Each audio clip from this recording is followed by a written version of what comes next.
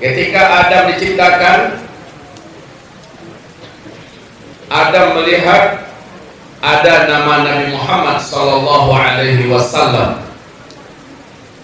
Seluruh nabi-nabi yang diutus pasti bercerita bahwa nanti akan muncul penutup, penghulu, pemimpin seluruh nabi dan rasul. Namanya adalah Muhammad, namanya adalah Ahmad, namanya adalah Al-Mustafa, namanya adalah Qasim, namanya adalah Yasin, namanya adalah Taha, namanya adalah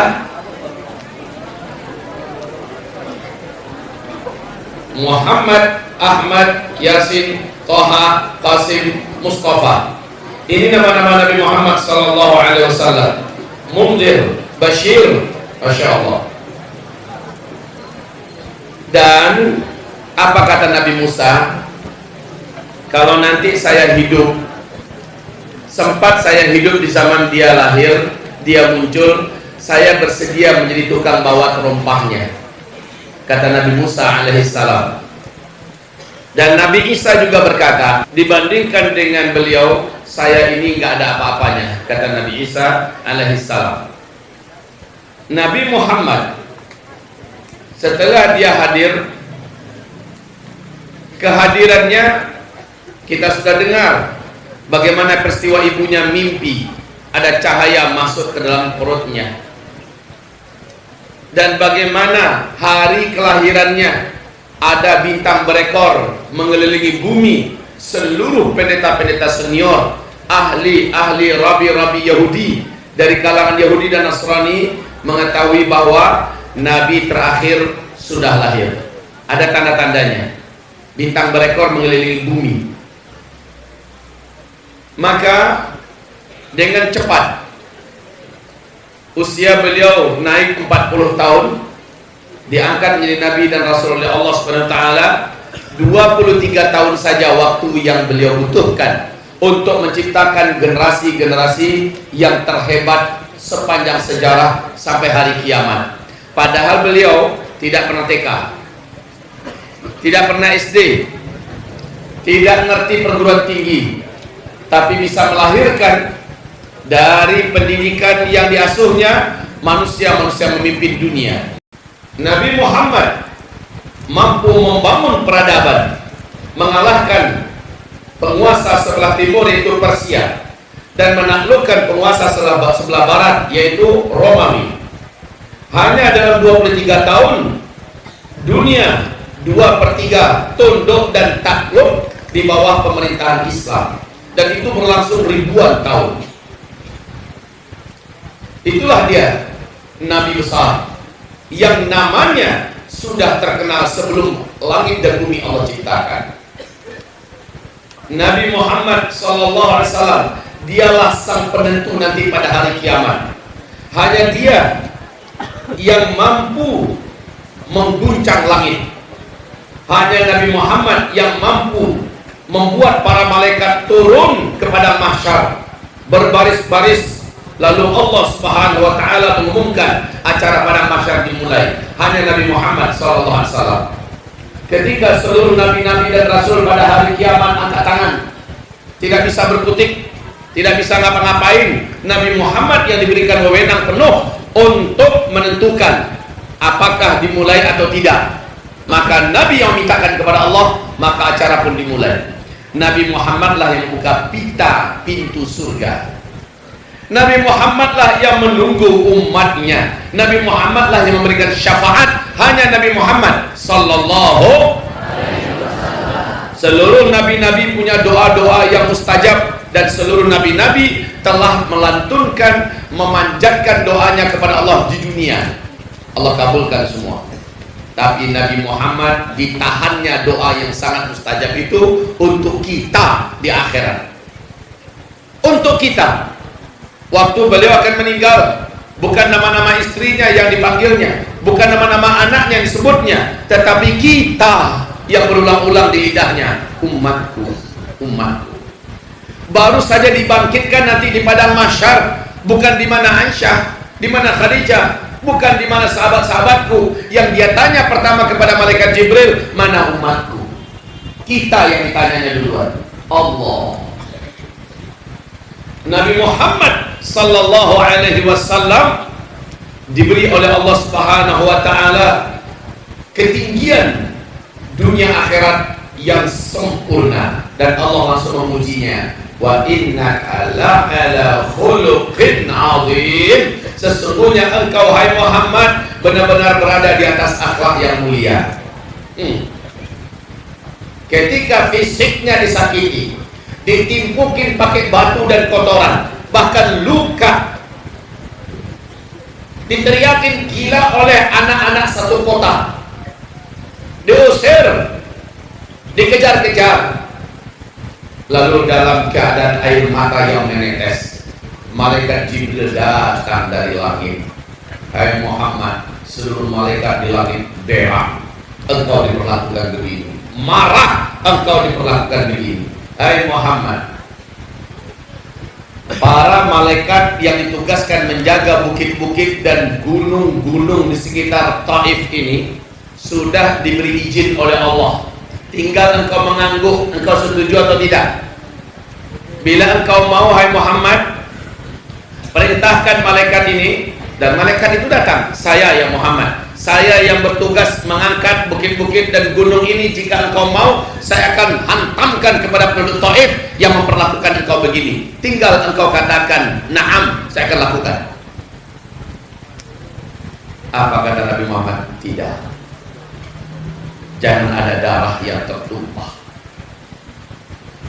Lalu beliau mengatakannya begini, ya Allah, kasih hidayah, kasih hidayah, kasih hidayah.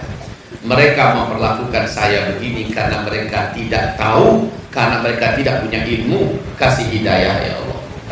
Para nabi-nabi sebelumnya udah ke bawah, ya Allah hancurkan mereka, azab mereka. Tapi Nabi Muhammad tidak mau. Tidak, ya Allah kasih hidayah mereka. Akhirnya penduduk Taif sampai sekarang termasuk di antara penduduk Hijaz yang terkuat imannya.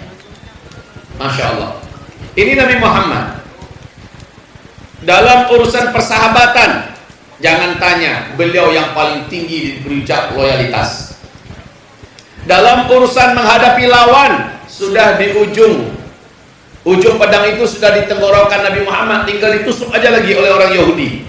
Apa kata si Yahudi? Hai Muhammad, bangun kamu. Nabi Muhammad terbangun, dilihat ujung pedang udah di sini. Katakan, siapa yang bisa menyelamatkan kamu hari ini? Nabi Muhammad mantap mengatakan, Allah. Bergetar langsung si Yahudi, jatuh pedangnya, dan dia seperti merasa tak punya tulang. Nabi Muhammad bangkit, diambilnya pedang itu, Nabi arahkan ke si Yahudi, kalau kamu, siapa yang menyelamatkan kamu hari ini? Yahudi berkata, tidak ada, hanya engkaulah yang bisa menyelamatkan saya. Dengan cepat Nabi Muhammad memaafkannya. Nabi Muhammad dengan istri, ya Allah, belum ada pemimpin yang macam ini. Baca buku kemesraan Rasulullah kepada para istri, tidak ada yang mampu menandingi mesranya Nabi Muhammad. Kelembutan Nabi Muhammad kepada para istri. Terlambat beliau pulang, pintu sudah ditutup, diketok-ketok, assalamualaikum, wahai istriku, assalamualaikum, enggak dibuka-buka. Kemudian beliau tidak marah, dibukanya salnya, dikembangkan di depan pintu, dan dia langsung tidur di depan pintu. Tengah malam istrinya terbangun dari bawah. Ini pintu, bawahnya kan ada sela sedikit itu. Kebetulan malam itu bulan purnama. Ada nampak bayangan sesosok tubuh sedang tertidur di depan pintu. Kagetlah istrinya. Ya Allah, aku tertidur lelap malam ini. Pasti suamiku telah berkali-kali memanggil. Dia buka pintu. Baru saja sang istri membuka pintu, langsung Rasulullah yang berkata, Aisyah, maafkan abang ya, abang terlambat pulang.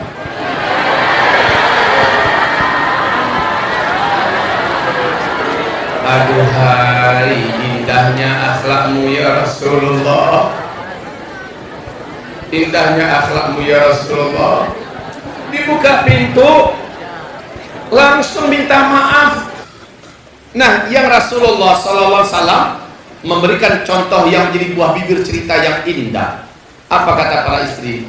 Kami kalau haid, Rasulullah SAW menyuruh kami lebih dekat dengannya.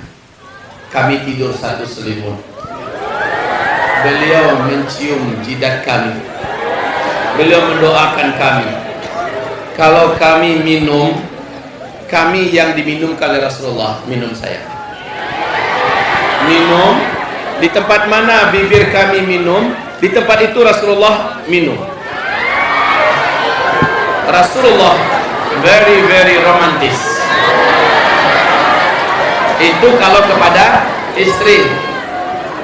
Kepada anak-anak kecil, Rasulullah tidak pernah, kata Anas bin Malik, saya, kata Anas, termasuk anak-anak kecil kota Madinah, hidup 10 tahun bersama Rasulullah, dan saya belum pernah sekalipun seumur hidup mendengar Rasulullah membentak anak-anak.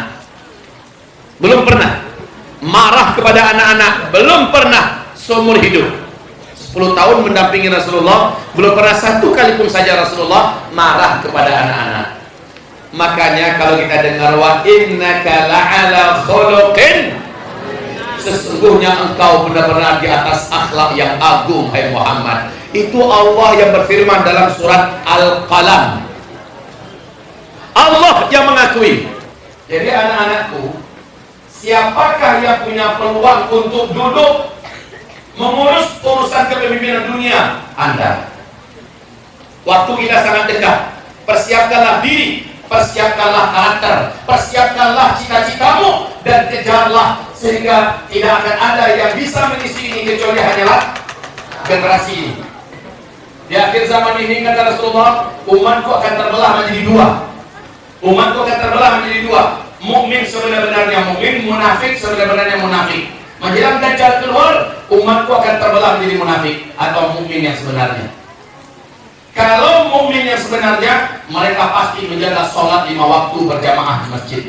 Yang laki-laki, yang wanita melaksanakan sholat 5 waktunya tepat waktu dan tetap menutupi auratnya dan tidak mau melepaskan jilbabnya ketika di depan laki-laki asing. Munafik ciri khasnya berat melaksanakan sholat. Munafik ciri khasnya paling berat melaksanakan berjamaah isya dan subuh di masjid. Orang mukmin ciri khasnya mengejar masjid untuk sholat 5 waktu. Mau jadi mukmin atau jadi munafik? Mukmin. Kalau begitu, buktikan di mata Allah setiap panggilan sholat 5 waktu kita ada di masjid. Ya wanita, silakan ke masjid. Mau di rumah juga silakan, tetapi on time. Bukan in time. On